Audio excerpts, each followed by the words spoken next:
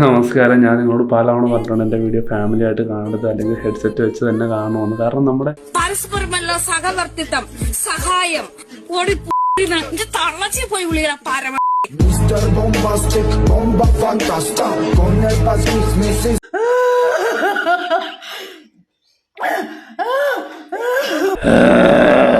എന്നതാ കടന്ന് മെഴുകുന്ന തുടക്കം തന്നെ. നിങ്ങൾ എന്തിനാണ് കരയുന്നത്? നിങ്ങളുടെ വിഷമം എന്താണെന്ന് എനിക്കറിയത്തില്ല, പക്ഷെ നിങ്ങളുടെ വിഷമം എനിക്ക് മനസ്സിലാവുന്നുണ്ട്.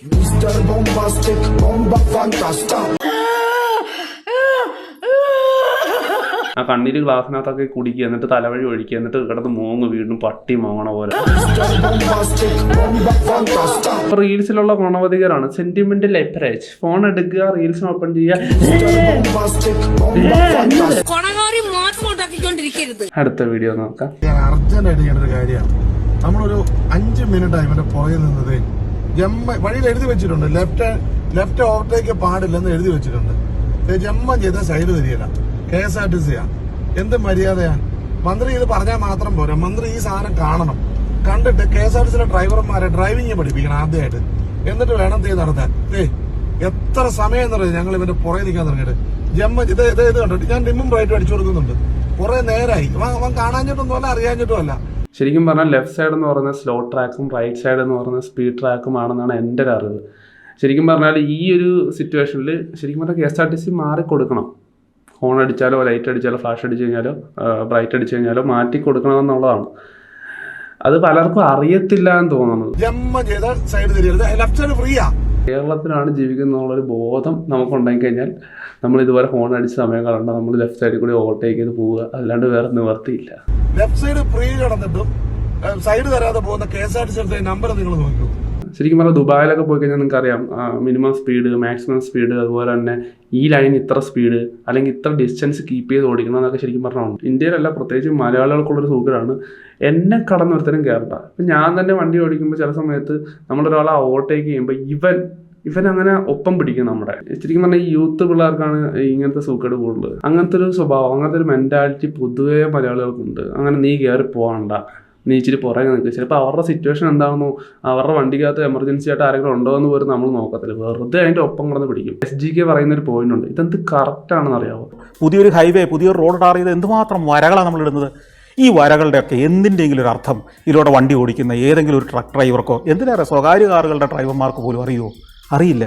കാരണം നമ്മുടെ ജീവിതത്തിൽ നമ്മൾ എന്തൊക്കെ പഠിച്ചെന്ന് പറഞ്ഞാൽ അതൊക്കെ മറന്നുപോയെന്ന് പറഞ്ഞാലും ഈ ഒരു സാധനം, ഈ ഡ്രൈവിംഗ് എന്ന് പറയുന്ന സാധനം നമ്മുടെ ജീവിതത്തിൽ ഉടനീളം വേണ്ട ഒരു സാധനമാണ്. ശരിക്കും പറഞ്ഞാൽ സ്കൂളുകളിൽ കുട്ടികൾക്ക് ഹയർ സെക്കൻഡറി മുതലെങ്കിലും ഈ ചിഹ്നങ്ങളുടെ, ഈ വരകളുടെ ഒക്കെ അർത്ഥം ഒന്ന് പറഞ്ഞു കൊടുത്തുകൂടെ? അങ്ങനെ അടുത്ത തലമുറയെ എങ്കിലും നിയമം അനുസരിക്കുന്ന നല്ല റോഡുണ്ടാക്കിയാൽ മാത്രം പോരാ, ആ റോഡിലെ നിയമങ്ങളനുസരിച്ച് വണ്ടി ഓടിക്കാൻ പറ്റുന്നവരാക്കി നമുക്ക് മാറ്റിക്കൂടെ? ഇപ്പോഴും പലർക്കും അറിയത്തില്ല ഇതിൻ്റെ ഈ ട്രാഫിക്കിലുള്ള ഈ ലൈൻസിൻ്റെ ഒക്കെ ഉപയോഗം എന്താണെന്നോ അതൊക്കെ എന്തിനുള്ളതാണെന്നോ ആർക്കും അറിയത്തില്ല.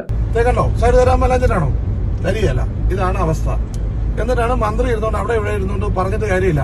ഇവന്മാരെയൊക്കെ ഡ്രൈവിംഗ് എങ്ങനെയാന്ന് പഠിപ്പിക്കണം. ശരിക്കും പറഞ്ഞാൽ ട്രെയിലറിന് മാത്രമേ ലെഫ്റ്റ് സൈഡ് ഓവർടേക്കിംഗ് അനുവാദമുള്ളൂ. ഇപ്പൊ ലെഫ്റ്റിൽ കൂടെ വഴി മുഴുവൻ എഴുതി വെച്ചിട്ടുണ്ട്, ലെഫ്റ്റ് ഓവർടേക്കിംഗ് പാടില്ലെന്ന്.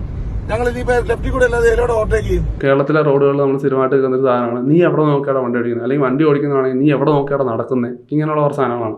ശരിക്കും പറഞ്ഞാൽ നമ്മളെ ഇതുപോലെ തെറിവ് അറിയിപ്പിക്കുന്നത് അല്ലെങ്കിൽ ഇതുപോലത്തെ ബഹളങ്ങളൊക്കെ ഉണ്ടാക്കുമ്പോൾ ശരിക്കും പറഞ്ഞാൽ ഇവിടുത്തെ നിയമങ്ങൾ തന്നെയാണ്.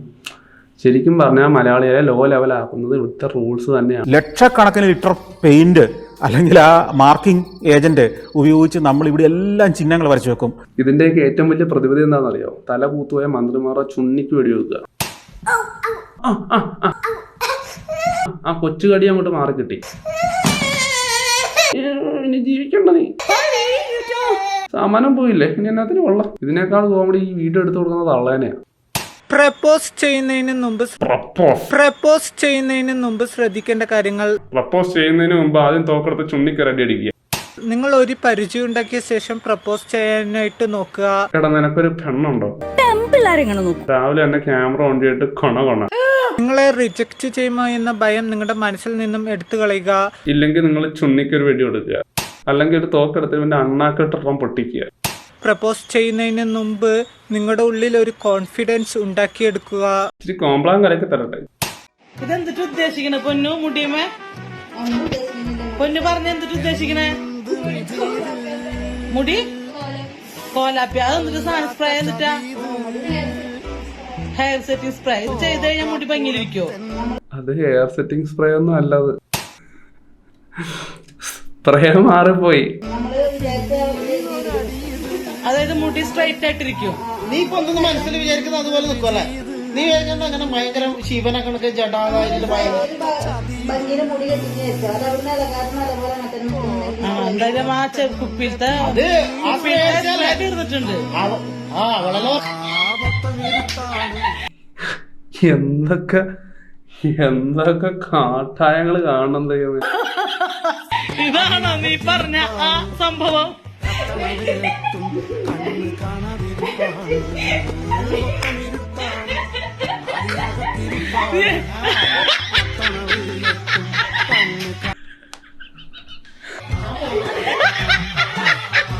എന്റെ മോനെ, ഇതെന്താടാ പട്ടോ? ഇനിയൊരു കാവടി എടുത്തങ്ങ് ആട്. എന്നാ ഒരു ജീവിതങ്ങളല്ലേ ആൾക്കാർ ജീവിച്ചു തീർക്കുന്നത്. അത് പറഞ്ഞപ്പോ ഓർമ്മ, നിങ്ങൾ ആട് ജീവിതം കണ്ടായിരുന്നോ ഗൈസ്?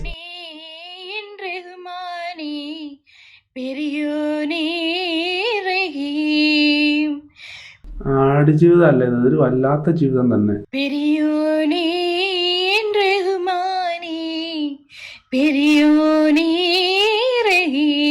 മടുത്ത ജീവിതം.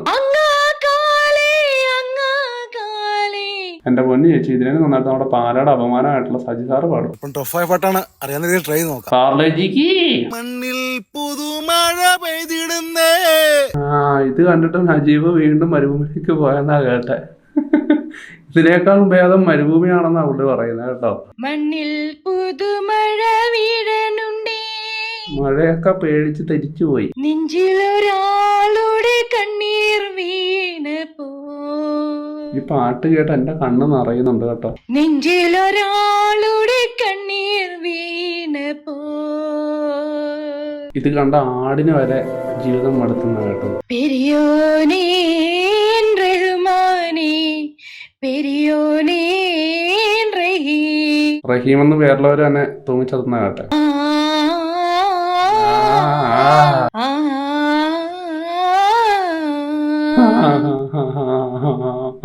അരുത്.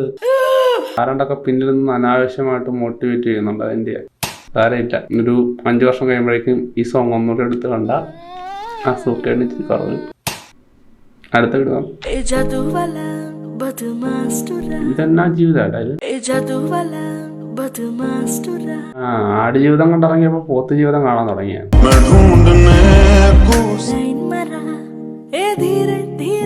ആഹാ,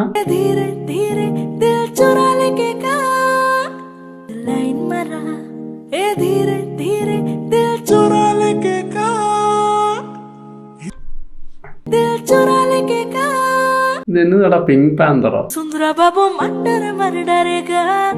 കഞ്ഞി കുടിച്ചായിരുന്നു.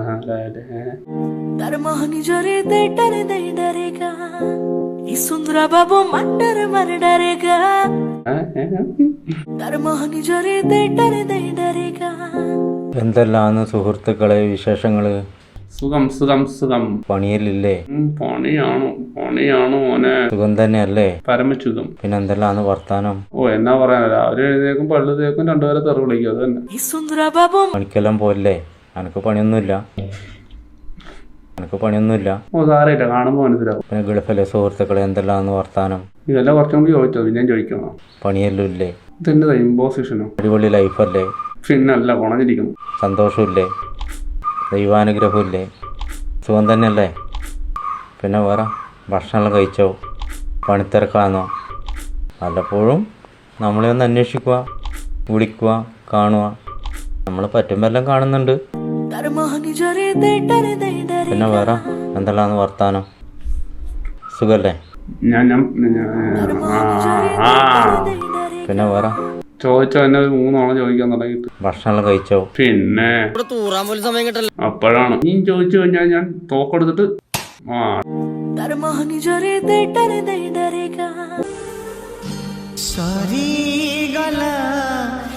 സാരിയിൽ പിടിക്കരുത് എന്ന് കാണരുത്. മാഞ്ചാലി വസ്ത്രശാലോ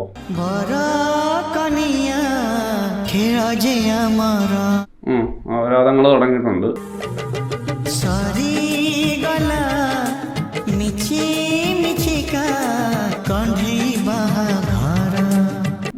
എന്നത്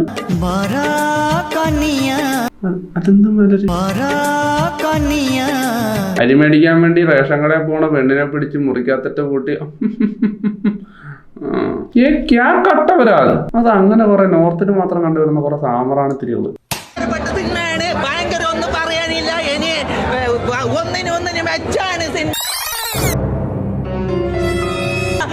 പൃഥ്വിരാജിന്റെ അമ്മേന് ഭയങ്കര ഒരാള് നല്ല നമുക്ക് എങ്ങനെ ജീവിക്കേണ്ട എലിറ്റായാലും പഠിക്കാനുള്ള ഒരു പാഠമായിട്ടാണ് ആ സിനിമയിൽ കാണുന്നത്. ഒന്നും പറയുന്നില്ല. ഓരോ ദിവസം കഴിയുമ്പോഴും ഇങ്ങനത്തെ കുറെ കർപ്പൂരങ്ങള് ഭയങ്കരപ്പെട്ട സിനിമയാണ്. ഭയങ്കര പൃഥ്വിരാജ് പാറുകയാണ്.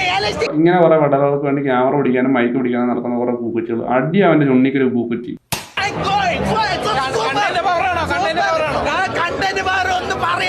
കണ്ടന്റ് പവറല്ല, കണ്ടന്റ് പറയാനൊന്നും അറിയുന്നില്ല. ഓക്കെ ഹോ ഹോ ഭയങ്കരം. അതിലൊന്നും ബേസില്ല. വേറൊരുത്തനുണ്ട് ആടുജീവിതം കണ്ടിട്ട് അത് മാസാണെന്ന് പറഞ്ഞെടുത്താൻ. ഒരു മാസ് മൂവിയായിരുന്നു. ഏതാ ആടുജീവിതം മാസമായിരുന്നു, കുഴപ്പമില്ലായിരുന്നു. കാരണം പൃഥ്വിരാജിന്റെ ഒരു വെറൈറ്റി ഇതായിരുന്നു. അവൻ എന്തുവാ കണ്ടേ?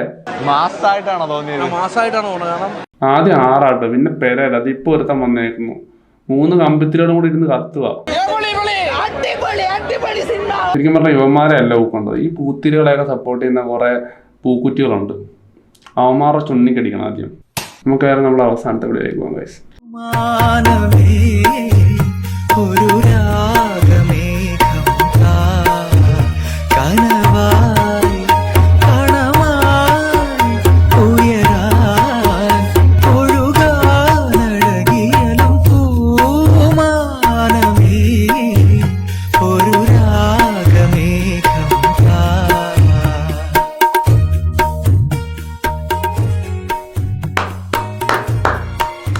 ഇതിൻ്റെ ഫുൾ വീഡിയോ ഞാൻ ആഡ് ചെയ്തിട്ടില്ല. നിങ്ങൾക്ക് കാണണമെന്നുണ്ടെങ്കിൽ ഡിസ്ക്രിപ്ഷൻ ഞാൻ ലിങ്ക് ഇട്ടിട്ടുണ്ട്. ഹെഡ്സെറ്റ് വെച്ച് കേൾക്കാനായിട്ട് അടിപൊളിയാണ്. നമ്മളെപ്പോഴും പാട്ടുകാരെ മാത്രം സപ്പോർട്ട് ചെയ്യുന്നു എന്നുള്ളത് കൊണ്ടാണ് ഇടയ്ക്ക് ഇതുപോലുള്ള കലാകാരന്മാർ. ശരിക്കും പറഞ്ഞാൽ ഇതുപോലത്തെ ആൾക്കാരൊന്നും കിട്ടാനില്ല. ശരിക്കും പറഞ്ഞാൽ മിസ്സിങ് ആണ്. സോ അങ്ങനെയുള്ള ആൾക്കാരൊക്കെ നിങ്ങൾ ഷെയർ ചെയ്യുക, നമുക്ക് വീഡിയോയിൽ ആഡ് ചെയ്യാം. എപ്പോഴും പാട്ടുകാരെ മാത്രം ആഡ് ചെയ്യണ്ടല്ലോ, അവർ മാത്രമല്ലല്ലോ കലാകാരന്മാർ. Anyway keep going bro. പേര് സിജു കുര്യാച്ചനാണ്. തബല വെച്ച് ആ ഒരു വിസ്മയം കാഴ്ചവെച്ചത് രക്ഷയില്ലായിരുന്നു ബ്രോ. Keep going. എന്തായാലും എൻ്റെ വീഡിയോ ഇത്രയേ ഉള്ളൂ. എൻ്റെ വീഡിയോ ഇഷ്ടപ്പെട്ടു ലൈക്ക് ചെയ്യുക, ഷെയർ ചെയ്യുക, സബ്സ്ക്രൈബ് ചെയ്യുക. എൻ്റെ വീഡിയോ ഇഷ്ടപ്പെടാത്ത ലൈക്ക് ചെയ്യുക, ഷെയർ ചെയ്യുക, സബ്സ്ക്രൈബ് ചെയ്യുക. എന്നെ ഇഷ്ടപ്പെടാത്ത എന്നെ ഇഷ്ടപ്പെട്ട അടുത്തൊരു വീഡിയോ ആയിട്ട് നമ്മൾ ഉടനെ വരുന്നതായിരിക്കും. Bye for now.